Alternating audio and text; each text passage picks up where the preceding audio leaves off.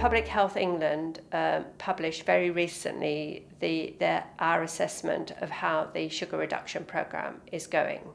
So where we can measure progress, in the categories we can measure progress, we've seen a 2% reduction in the amount of sugar per 100 grams in products, and we've also seen a 2% reduction in the amount of calories where we can measure progress again.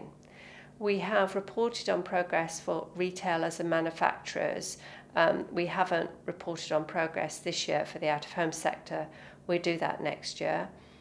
Public Health England would advise that categories that have not been making progress really think about that and be aware that PHE next year will be calling out categories that have not made progress. We'll be calling out businesses, because government has set out a really serious challenge for industry. There's plenty of scope for sugar reduction in all categories. We know that puddings can reduce the amount of sugar in the product, make the product a bit smaller. And government have been quite clear that if progress isn't made, they'll consider other levers, and it's up to PHE to say whether they're needed or not. There is a role for the entire supply chain in sugar reduction, and we know, for example, if you are selling muffins, you're often cooking them on site and you're buying in a batter.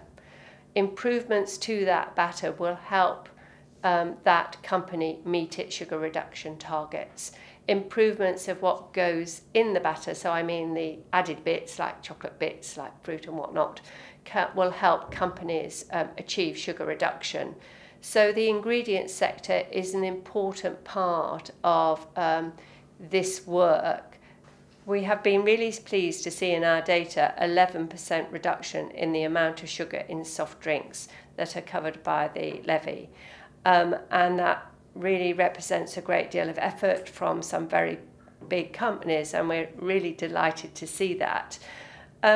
I suppose the lessons from that include things like a can-do attitude to work towards sugar reduction. However, that said, we accept that a sugary drink is perhaps the easiest category out there to reduce the amount of sugar in. But we know that large companies will largely not be hit by the levy now because of the reformulation actions they have taken, and we're delighted to see that. So Public Health England has not been able to measure progress at this stage by the out-of-home sector. So that's our high street, quick service restaurants, pub chains, our coffee shops. They are providing people with a lot of calories. We think about a quarter of calories are now coming from food on the go or from takeaways and deliveries. That's a lot. Public Health England changed its data supplier last year for the out-of-home sector, and we always knew that was going to be a tricky thing to do because it meant we couldn't report progress this year, but it's going to give us much richer data going forward. So in our report we have described the difference between the amount of sugar now in products that are produced by the out-of-home industry compared to retailers and manufacturers, and the difference in calories. And what we see is broadly the same amount of sugar in products, but much, much larger portion size, at least double. So there is clearly a great deal of scope for the out-of-home sector reducing portion sizes. We were pleased last year to see some of the big companies commit to achieving PHE sugar reduction targets, but we need more of the industry to embrace it to help improve the nation's diet and reduce pressure on the NHS.